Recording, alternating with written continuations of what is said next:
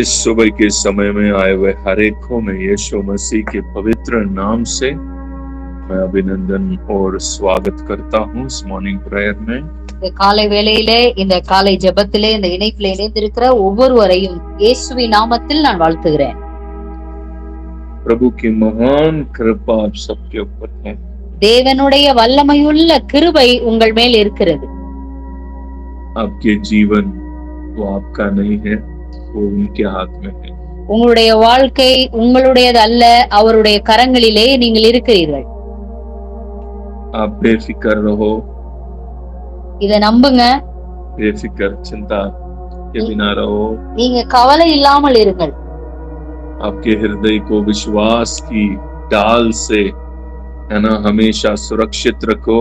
விசுவாசத்தின் மூலம் விசுவாசத்தோடு நீங்கள் இருங்கள்। விசுவாசம் என்னும் கேடயத்தினால் உங்கள் இருதயத்தை எப்பொழுதும் மறைத்துக் கொள்ளுங்கள்। विश्वास के ढाल से आपके हृदय को है ना सुरक्षित रखे। விசுவாசம் என்னும் கேடகத்தினால் உங்களை எப்பொழுதும் நீங்கள் பாதுகாப்பாய் வைத்துக் கொள்ளுங்கள்।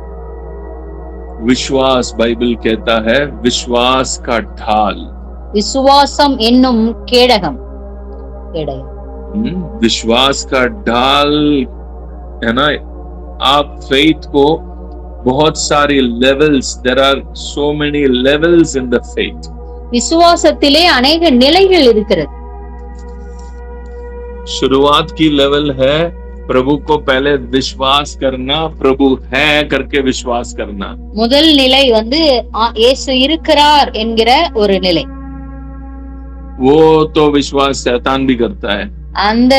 அந்த விசுவாசம் பிசாசு கூட பண்றான்। वचन यही कहता है, அதுதான் வசனம் சொல்லுகிறது। शैतान भी उनको है ना मानता है वो है और वो कांपता भी है। வேதம் சொல்லுகிறது பிசாசு அவர் இருக்கிறார் என்பதையும் அவரை பார்த்து நடுங்குகிறான் என்பதையும் வேதம் சொல்லுகிறது। सो परमेश्वर है करके विश्वास करना, it's a very first level of faith. அவர் இருக்கிறார் என்கிற விசுவாசம் ரொம்ப அடித்தளமான ஒரு கீழ்நிலையான விசுவாசம்। और सेकंड लेवल ऑफ फेथ, இரண்டாவது நிலை, परमेश्वर उनको जो मानते हैं उनके जीवन में परमेश्वर भला करेगा और उनके जीवन में परमेश्वर अच्छा काम करेगा। ये second level of faith.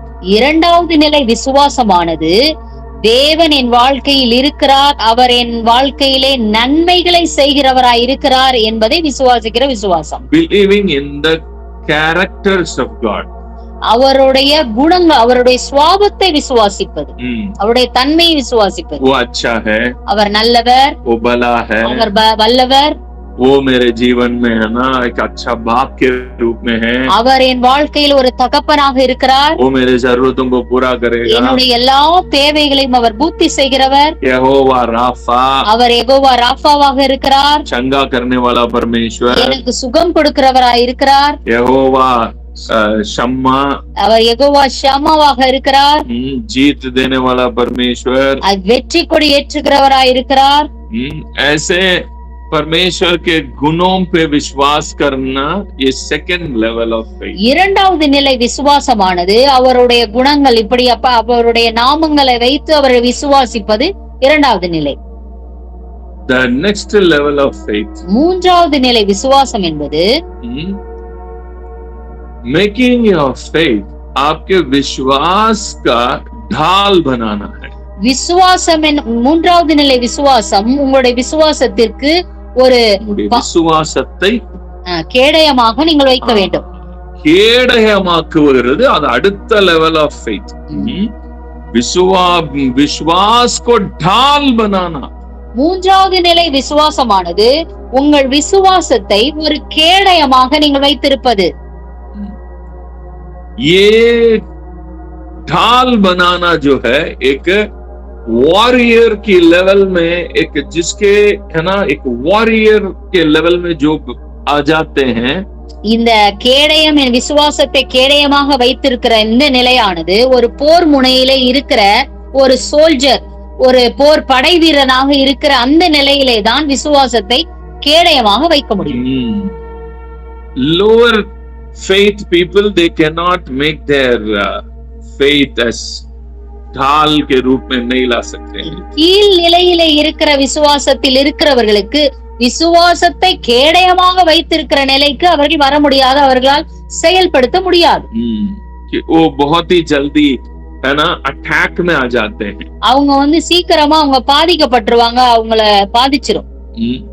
But when you're growing in the spirit, நீங்கள் ஆவியிலே வளரும் பொழுது, जब आपकी आत्मा में आप अगले अगले अगले लेवल पे आगे बढ़ेंगे, एक जगह में आता है आपका विश्वास जो है ढाल बनाने की जगह में आता है. நீங்கள் ஆவியிலே அடுத்த நிலை நீங்கள் வரும் பொழுது விசுவாசமானது உங்களுக்கு கேடயமாக மாறிவிடும்.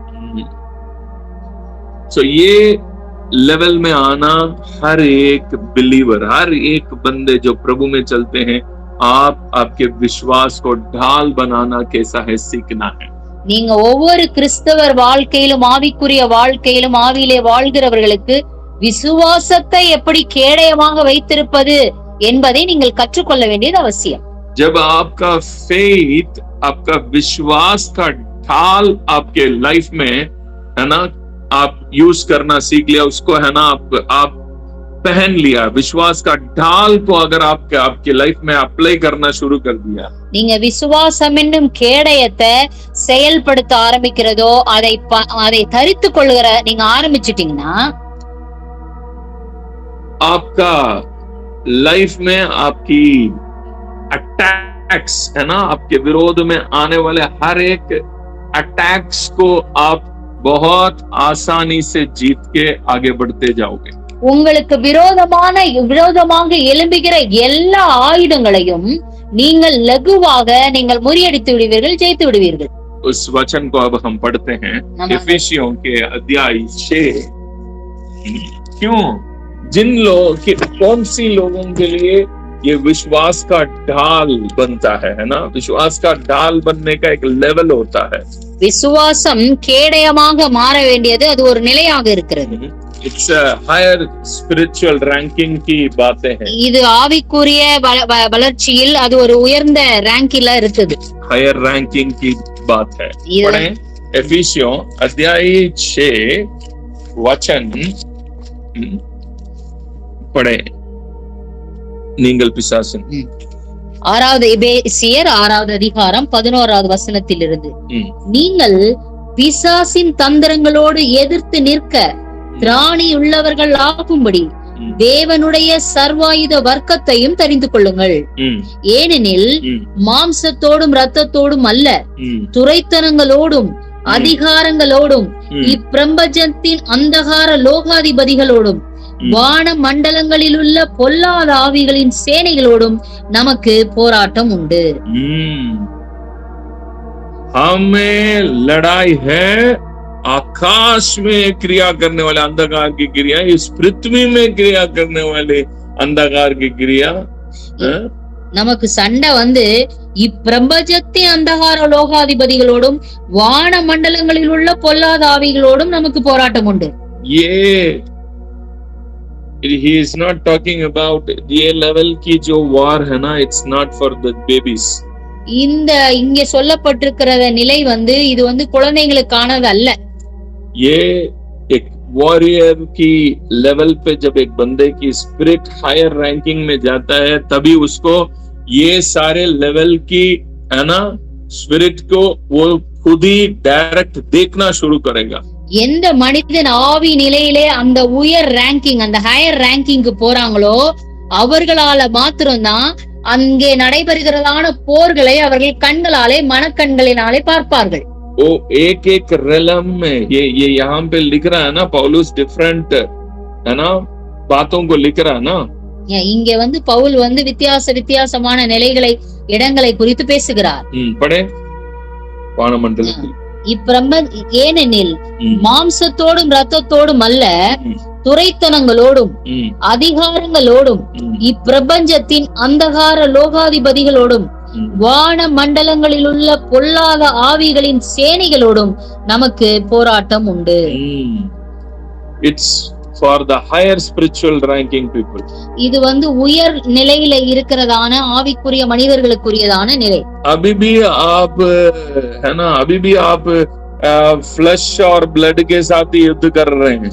இப்ப வரையும் நீங்க மாம்சத்தோடும் ரத்தத்தோடும் நீங்க யுத்தம் பண்ணிட்டு இருப்பீங்கன்னா इसी को ही अभी तक बाहर नहीं आ पाए, फ्लैश की रिलम से ही अभी तक बाहर नहीं आ पाए. நீங்க இந்த மாம்சத்தோடும் ரத்தத்தோடும் இந்த மண்டலத்திலிருந்தே வெளியே வர முடியலனா इसके साथ जो लड़ाई चल रहा है, आपकी डिजायर्स के साथ लड़ाई कर रहे हैं, आपका है ना, आपकी फ्लैश में जो चल रहा है उससे ही अगर आप जीत नहीं प्राप्त कर रहे हैं, உங்க மாம்சத்தின் இச்சையினாலும் ஜீவனத்தின் பெருமை கண்களின் இச்சை இந்த யுத்தத்திலே நீங்க மாட்டிக்கிட்டு வெளியே வராம இதிலே சண்டை போட்டுட்டு இருப்பீங்கன்னா आप कहां से ये लेवल में आगे बढ़ेंगे? அப்புறம் எப்ப நீங்க இந்த லெவலுக்கு எப்படி வர முடியும்? Still we are fighting with the flesh and blood. இப்ப வரையும் உங்கள் மாம்சத்தோடும் உங்கள் ரத்தத்தோடும் தான் நீங்கள் போராடி கொண்டிருக்கிறீர்கள். Many Christians are still in this level only. அநேக கிறிஸ்தவர்கள் இந்த லெவல்ல தான் இந்த மாம்சத்தோடும் ரத்தத்தோடும் தான் போராடி கொண்டிருக்கிறார்கள். इसके जो जीत पाते हैं, those who can win their flesh and blood, then they only can enter into the another dimensions. இந்த மாம்சத்தோடும் ரத்தத்தோடும் இருக்கிற போராட்டத்திலிருந்து யார் விடுதலை பெறுகிறார்களோ அவர்கள்தான் இங்கே பவுல் சொல்லியிருக்கிறதான இந்த மண்டலத்திற்குள்ளாக பிரவேசிக்க முடியும். हम तो अभी भी हमारे पास्ट लाइफ की पेन से ही बाहर नहीं आ पा रहे. இப்போ வரையும் நம்ம கடந்த கால அந்த காயங்களில் இருந்தே வெளியே வர முடியாம இருக்கோம். यहाँ पे जो लोग बात कर रहे हैं, ये बातों पे से ही हम बाहर नहीं आ पा रहे. இங்க ஜனங்கள் நமக்கு விரோதமாக பேசுகிற வார்த்தைகளில் இருந்தே நாம் வெளியே வர முடியாமல் தவிக்கிறோம். यहाँ पे जो छोटे छोटे बातें हमारे चारों तरफ चल रहा है, हमारे जरूरतों के पीछे मन इतनी तड़प रहा है, हम फ्लैश एंड ब्लड के साथ ही फाइट, अभी तक हमारा जो युद्ध खत्म ही नहीं हो रहा है. இப்ப வரையும் நம்மை சுற்றி இருக்கிறதான நம்மை தேவைகளை குறித்து மனிதர்களை குறித்ததான சின்ன சின்ன காரியங்களே நம்மை அதிலே மாட்டிக்கொண்டு அதிலிருந்தே வெளியே வர முடியாமல் தவித்துக் கொண்டிருக்கிறோம். earthly pains, earthly desires, earthly बातों से ही अगर हम छुटकारा नहीं पाए, பூமிக்குரிய ஆசைகளிலிருந்தும் பூமிக்குரிய தேவைகளிலிருந்தும் பூமிக்குரிய காரியங்களிலிருந்தும் நாம் வெளியே வர முடியலனா, फ्लैश एंड ब्लड से ही बाहर नहीं आए तो फिर कहां से ये वाले डायमेंशन में प्रवेश करें? நம்ம மாம்சத்தோடும் ரத்தத்தோடும் இருக்கிற போராட்டத்திலிருந்து வெளியே வரலனா நம்ம இந்த நிலைக்கு ஒரு நாளும் நம்மால் போக முடியாது. पौलुस इसलिए कहता है, அதனாலதான் பவுல் சொல்லுகிறார், now our war is not against the flesh and blood. ஏனெனில் மாம்சத்தோடும் ரத்தத்தோடும் நமக்கு போராட்டம் இல்லை என்று சொல்லுகிறார். No more war with the flesh and blood. நமக்கு மாம்சத்தோடும் ரத்தத்தோடும் போராட்டம் இல்லை. We are out of this realm. இந்த மண்டலத்திற்கு அப்பாற்பட்டவர்களாக நாம் இருக்கிறோம். Flesh and blood के realm से ही, मांस और लहू की ये वाले realm से ही एक बंदा बाहर चले जाते हैं. மாம்சத்தோடும் ரத்தத்தோடும் ஒரு போராட்டத்திலிருந்து ஒரு மனிதன் வெளியே கொண்டு போகப்படுகிறான். இந்த மண்டலத்தை விட்டே நீங்க முதல்ல வெளியேறணும். இந்த flesh and blood ஓட இந்த நேச்சர் ஆஃப் பீப்புள், அதாவது flesh and blood பீப்புளோட இதுல இருந்தே நம்ம வெளியேறோம். இந்த கேட்டகரியில இருந்தே வெளியே போறோம். You are going out of this category. flesh and blood की कैटेगरी में अब हम नहीं है. We are not in the category of flesh and blood. நம்ம அந்த மாம்சத்தோடும் ரத்தத்தோடும் இருக்கிற இந்த கேட்டகரியில நம்ம கிடையாது. Those who are going beyond the flesh and blood, யாரெல்லாம் இந்த மாம்சத்தோடும் ரத்தத்தோடும் இருக்கிற இந்த மண்டலத்திற்கு அப்பாற்பட்டவர்களாய் செல்கிறார்களோ, they will go into the realms of God and they will become the representative of God. அவர்கள் தான் தேவன் இருக்கிற அந்த மண்டலத்திற்கு செல்லுகிற செய்திகளை கொண்டு வருகிற பிரதிநிதிகளாக மாறுகிறார்கள். They represent God. Taking the armor of God means you are representing God. சர்வாயுத வர்க்கத்தை தரித்துக் கொள்கிறவர் என்று சொன்னால் தேவனுக்கு பிரதிநிதிகளாக மாறுகிறார்கள் என்று அர்த்தம். when you carry the armor of God, சர்வாயுத வர்க்கத்தை தரித்துக் கொள்ளும் பொழுது, जब आप परमेश्वर के सारे हथियार को बांध लेते हैं, நீங்கள் தேவனுடைய எல்லா சர்வாயுத வர்க்கத்தை நீங்கள் தரித்துக் கொள்ளும் பொழுது, and you become the representative of God, நீங்கள் தேவனுக்கு பிரதிநிதிகளாக மாறுகிறீர்கள். When that realms, other realms जब आपको देखते हैं, वो वहां पे जेम्स को नहीं देखेंगे. நீங்க அடுத்த மண்டலத்திலிருந்து உங்களை பார்க்கும்போது உங்களை பார்க்க மாட்டார்கள். क्योंकि आप वहां पे जो क्या पहने हुए हैं, நீங்க அங்க என்ன தரித்துக் கொண்டிருக்கிறீர்கள் என்பதை தான் பார்ப்பார்கள். You are carrying the godliness. நீங்கள் தேவரகமாய் ஆனவர்களை தரித்திருப்பீர்கள். நீங்கள் தேவத்துவத்தை தரிக்கிறீர்கள். कितने लोगों को बातें समझ आ रहा है? நாம் பேசுகிற காரியம் எவ்வளவு தெளிவாகிறது?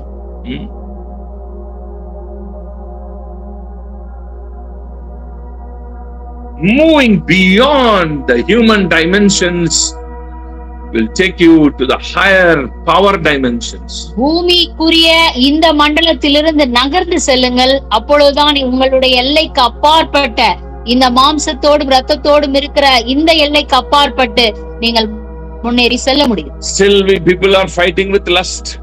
இப்ப வரையும் ஜனங்கள் கண்களின் இச்சையினாலே மாட்டிக்கொண்டிருக்கிறார்கள்.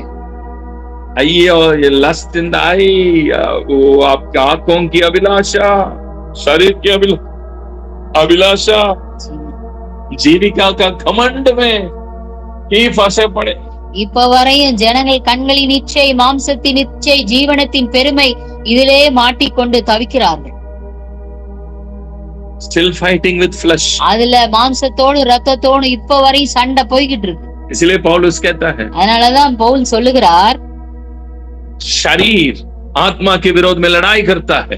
மாம்சம் ஆவிக்கு விரோதமாக போர் செய்கிறது. गलातियों की किताब में पौलुस लिख रहा है इस बात को. கலாத்தியர்லே எழுதப்பட்டிருக்கு, பவுல் எழுதி இருக்கிறார். पढ़े उस वचन को. ये जो लड़ाई से पहले एक बंदा जीतना है, ये लड़ाई जीतेंगे तब जाके आगे बढ़ेंगे. இந்த சண்டையில இருந்து வெளியே வந்ததான் நீங்க முன்னேறி செல்ல முடியும்.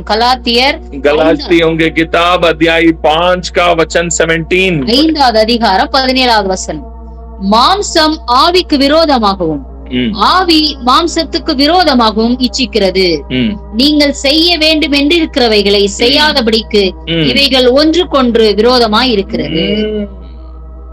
पौलुस कह रहा है ना, शरीर आत्मा के विरोध में और आत्मा शरीर के विरोध में अभिलाषा इच्छा करता है, और ये एक दूसरे के अगेंस्ट में काम कर रहा है. एक दूसरे के जो करना चाहते उसको करने नहीं दे रहा है. பவுல் சொல்லுகிறார், மாம்சம் ஆவிக்கு விரோதமாகவும் ஆவி மாம்சத்துக்கு விரோதமாகவும் இச்சிக்கிறது. நீங்கள் செய்ய வேண்டும் என்றிருக்கிறவைகளை செய்யாதபடிக்கு இவைகள் ஒன்றுக்கொன்று விரோதமாய் இருக்கிறது.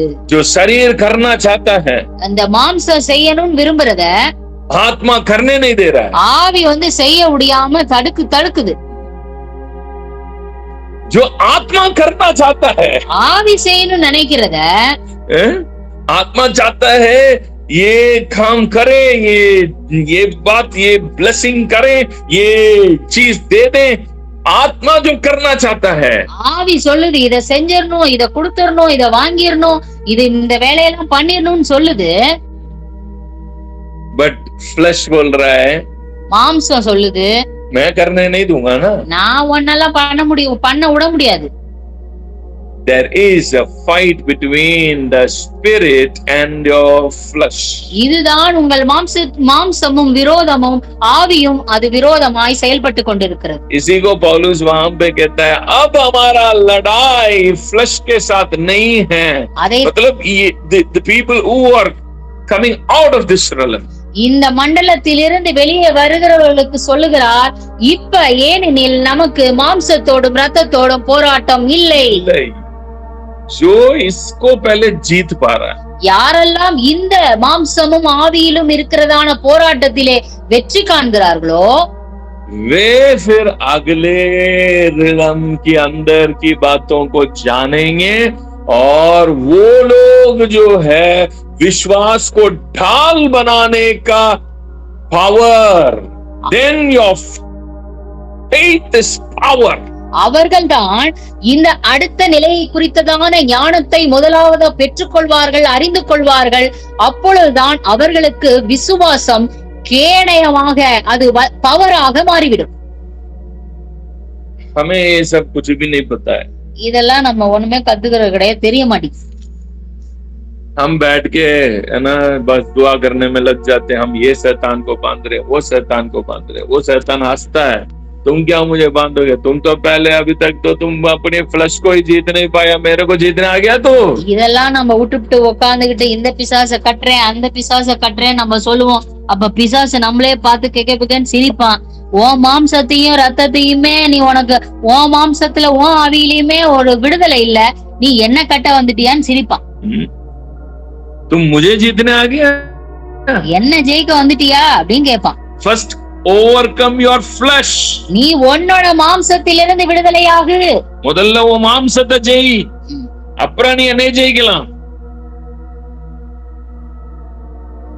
खुद की फ्लश की लड़ाई से ही अभी तक बाहर नहीं आया तुम लोग. நீ நம்ம சொந்த மாம்சத்திலே போய் கொண்டிருக்கிற சண்டையிலிருந்தே நம்ம விடுதலை ஆகல.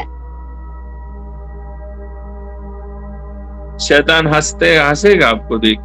நம்ம அப்படி பேசும் பொழுது, போராடும் பொழுது பிசாசு நம்மளை பார்த்து சிரிப்பான். Overcome your flesh. உங்க மாம்சத்திலிருந்து நீங்கள் விடுதலை ஆகுங்கள். उसके बाद आप हायर डिमेंशंस के अंदर आगे बढ़ेंगे. उसके बाद फेथ को ढाल बनाना कैसे है, वहां पे आप फेथ को ढाल बनाओगे. அதுக்கப்புறம் உங்க ஆவியிலே அடுத்த நிலைக்கு நீங்கள் போகுங்கள். அதை குறித்ததான ஞானத்தை பெற்றுக்கொள்ளுங்கள். அப்பொழுதுதான் அந்த விசுவாசத்தின் கேடயத்தை நீங்கள் தரித்துக் கொள்ள முடியும். आगे बढ़े, முன்னேறி செல்லுங்கள். दिन प्रतिदिन आत्मा में बलवंत होते जाओ. ஒவ்வொரு நாளும் உங்கள் உள்ளான மனிதனிலே வல்லமையால் பலப்பட்டு கொண்டே செல்லுங்கள். भीतरी मनुष्य में बलवंत होते जाओ. உங்களுடைய உள்ளான மனிதன் வல்லமையாய் பலப்பட நீங்கள் முன்னேறி செல்லுங்கள். वो वाले प्रचार को सुनो जिससे आपकी इनर मैन स्ट्रेंथन होवे. உள்ளான மனிதன் வல்லமையாய் பலப்படுகிறதான செய்திகளை கேளுங்கள். वो वाले संदेश पे ध्यान करें. அப்படிப்பட்ட பிரசங்கத்துல நீங்க கவனத்தை வைங்க. सिर्फ पुजली मस्त करने वाली प्रचार को मत सुनो. உங்களை சொரிஞ்சு விடுற பிரசங்கம், உட்கார்ந்து சொரிஞ்சு விட்டுக்கிட்டே இருக்கணும்.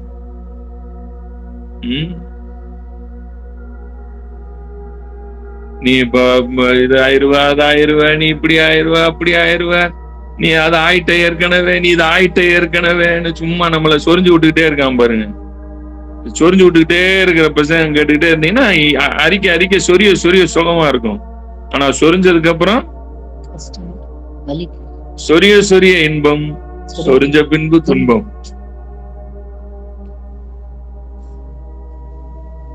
Be strong in the Lord, grow more in Christ. கிறிஸ்துவிலே வளருங்கள்.